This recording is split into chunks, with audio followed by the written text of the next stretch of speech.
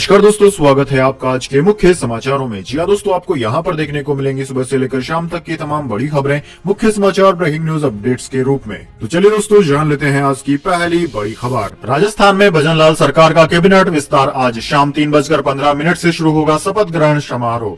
जी हाँ दोस्तों, राजस्थान में कैबिनेट विस्तार पर जारी सस्पेंस अब समाप्त हो गया है। 3 दिसंबर को जारी हुए चुनावी नतीजों के बाद 15 दिसंबर को मुख्यमंत्री भजनलाल शर्मा को 2 डिप्टी सीएम दिया कुमारी और प्रेमचंद बेरवा के साथ पद और गोपनीयता की शपथ दिलाई गई थी, जिसके बाद से कैबिनेट विस्तार को लेकर लगातार अटकलें लग रही थी। लेकिन अब अटकलों का दौर समाप्त हो गया है। राजस्थान में 30 दिसंबर को भजनलाल सरकार का कैबिनेट विस्तार हो रहा है। राजभवन में मंत्रियों के शपथ ग्रहण की तैयारी शुरू कर दी गई है। मंत्रियों के शपथ ग्रहण को लेकर जारी हुए कार्ड भी सामने आ गए हैं, जिनमें 30 दिसंबर को शाम 3:15 से राजभवन में शपथ ग्रहण की बात कही गई है। इससे पहले शुक्रवार को कैबिनेट विस्तार से पूर्व मुख्यमंत्री भजनलाल शर्मा तीसरी बार दिल्ली रवाना हुए। इसके बाद दोस्तों, अगली बड़ी खबर।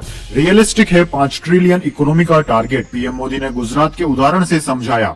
जी हाँ दोस्तों, भारत की अर्थव्यवस्था इस समय तेजी से आगे बढ़ रही है। भारत 2023 में भी दुनिया की सबसे तेजी से बढ़ती अर्थव्यवस्थाओं में माना जा रहा है। पीएम मोदी ने आने वाले वर्षों के लिए 5 ट्रिलियन इकोनॉमी का लक्ष्य रखा है। इंडिया टुडे ग्रुप को दिए एक्सक्लूसिव इंटरव्यू में पीएम मोदी ने अपने इस लक्ष्य को विस्तार से समझाया। पीएम मोदी ने कहा कि जब 2001 में मैं गुजरात का मुख्यमंत्री बना तो उसकी अर्थव्यवस्था का आकार लगभग 26 अरब डॉलर 2.17 लाख करोड़ रुपए था। जब प्रधानमंत्री बनने के लिए मैंने गुजरात छोड़ा, तब गुजरात की अर्थव्यवस्था का आकार बढ़कर 133.5 अरब डॉलर यानी कि 11.1 लाख करोड़ रुपए हो गया था। और जो नई नीतियां और सुधार किए गए, उनके परिणाम स्वरूप आज गुजरात की अर्थव्यवस्था लगभग 260 अरब डॉलर यानी कि 21.6 लाख करोड़ रुपए हो गई है।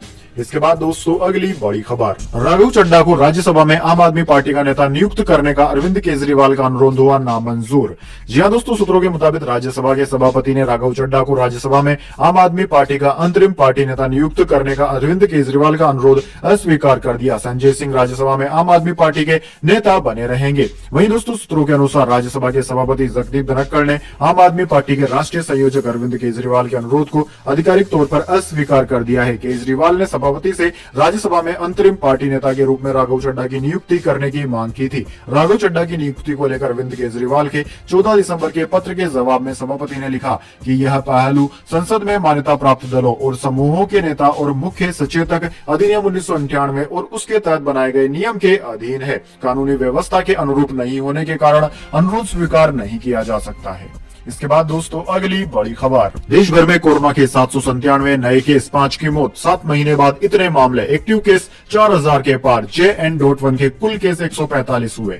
जी हाँ दोस्तों, देश में 24 घंटे में 797 लोगों की कोरोना रिपोर्ट पॉजिटिव आई है। 798 मरीज ठीक हुए और 5 लोगों की मौत हुई है। 7 महीने बाद कोरोना के इतने ज्यादा मामले दर्ज हुए हैं। इससे पहले 19 मई 2023 को 865 केस दर्ज हुए थे। देश में कुल एक्टिव केसों की संख्या दोस्तों अब बढ़कर 4091 हो गई है, यानी इन मरीजों का फिलहाल इलाज चल रहा है। इनमें से केरल में सबसे ज्यादा 2522, कर्नाटक में 568 और महाराष्ट्र में 369 संक्रमित हैं। वहीं दोस्तों, कोरोना के नए JN.1 वेरिएंट से संक्रमित मरीजों की संख्या 145 हो गई है। मीडिया रिपोर्ट्स के मुताबिक इनमें से ज्यादातर मरीज होम आइसोलेशन में है। हॉस्पिटलाइजेशन रेट में फिलहाल कोई बढ़ोतरी नहीं हुई है। इसके बाद दोस्तों, अगली बड़ी खबर। झारखंड सीएम सोरेन का सरकार के 4 साल होने पर बड़ा ऐलान, 50 साल वालों को भी मिलेगी वृद्धावस्था पेंशन।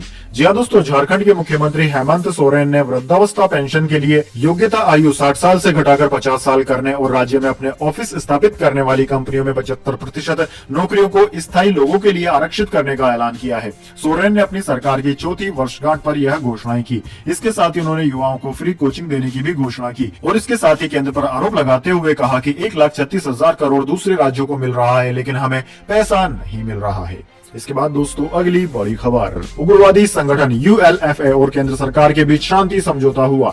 700 केंद्रों ने किया समर्पण, 12 साल की बातचीत का नतीजा।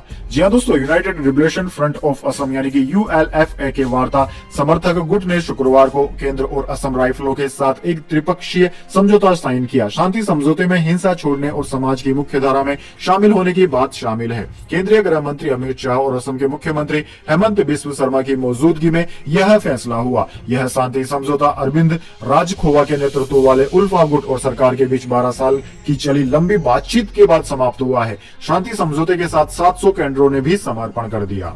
इसके बाद दोस्तों, अगली बड़ी खबर। नीतीश दूसरी बार जेडीयू के अध्यक्ष बने, राष्ट्रीय परिषद की बैठक में लगी मोहर। लल्लन ने पद छोड़ा, खुद नीतीश का नाम प्रस्तावित किया था।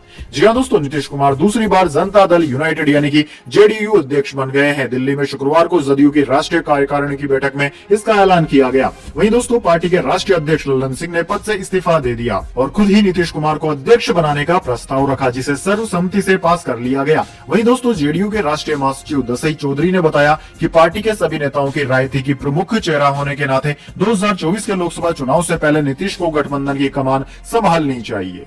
इसके बाद दोस्तों, अगली बड़ी खबर, राम मंदिर के प्राण प्रतिष्ठा समारोह में शामिल हो सकती है सोनिया गांधी। जी हाँ दोस्तों, राम मंदिर के प्राण प्रतिष्ठा समारोह में सोनिया गांधी शामिल हो सकती है। पार्टी सूत्रों के हवाले से खबर आ रही है कि 22 जनवरी को अयोध्या में होने वाले प्राण प्रतिष्ठा के कार्यक्रम में शामिल होने जा रही है। वह कांग्रेस अध्यक्ष मल्लिकार्जुन खड़गे समेत कांग्रेस के कई नेताओं को रामलला की प्राण प्रतिष्ठा कार्यक्रम में शामिल होने के लिए निमंत्रण भेजा गया है। हालांकि अभी तक इस बात की आधिकारिक पुष्टि नहीं की गई है कि राम मंदिर में होने वाले कार्यक्रम में कौन कौन से कांग्रेस नेता शामिल होंगे। इसके बाद दोस्तों, अगली बड़ी खबर, रामलला की 3 मूर्तियों पर ट्रस्ट मेंबर्स ने राय दी। चुनी गई मूर्ति का खुलासा अभी नहीं हुआ, यह गर्भगृह में स्थापित की जाएगी। जी हां दोस्तों, अयोध्या में राम मंदिर के गर्भगृह में स्थापित होने वाली रामलला की प्रतिमा पर शुक्रवार को अंतिम फैसला नहीं हो पाया। श्री राम जन्मभूमि तीर्थ क्षेत्र ट्रस्ट के सभी सदस्यों ने 3 मूर्तियों पर अपना मत लिखित रूप से महासचिव चंपत राय को दे दिया। अब इस पर आखिरी फैसला अध्यक्ष महंत नृत्य गोपाल दास और चंपत राय को लेना है। उम्मीद है कि 1 से 2 दिन में अंतिम फैसला हो जाएगा। इसके बाद दोस्तों, अगली बड़ी खबर, पीएम मोदी ने बताया जम्मू कश्मीर में स्थायी शांति के लिए कैसे जुटी है केंद्र सरकार। जी हां दोस्तों, पिछले दिनों सुप्रीम कोर्ट ने अपने एक ऐतिहासिक फैसले में अनुच्छेद 370 को रद्द करने के मोदी सरकार के निर्णय पर अपनी मोहर लगा दी। इससे कानूनी तौर पर इस विवादित अध्याय का हमेशा के लिए समापन करने का काम हुआ। अब केंद्र सरकार के सामने जम्मू कश्मीर में चुनाव करवाने और पूर्ण राज्य का दर्जा बहाल करने का टास्क है। इंडिया टुडे ग्रुप को दिए एक्सक्लूसिव इंटरव्यू में प्रधानमंत्री मोदी ने इस पर खुलकर बात की। पीएम मोदी ने कहा कि अनुच्छेद 370 के हमेशा के लिए खत्म होने के साथ जम्मू कश्मीर और लद्दाख के लोग पहली बार अपने हाथों से अपनी नीति गढ़ने के लिए स्वतंत्र हैं। भारत का संविधान जो सामाजिक रूप से कमजोर समूहों के अधिकारों की रक्षा करता है, उन पर भी अब पूरी तरह लागू है। जम्मू कश्मीर की महिलाएं आज खेलों से लेकर उद्यमिता तक विभिन्न क्षेत्रों में उभर कर आ रही है। नए उद्योग खुल रहे हैं, आतंकवाद रिकॉर्ड निचले स्तर पर पहुंच गया है, जबकि पर्यटन रिकॉर्ड ऊंचाई छू रहा है। G20 की बैठक सरी के अंतर्राष्ट्रीय आयोजन हुए और दुनिया ने इस इलाके का आदित्य और मौलिक सौंदर्य देखा।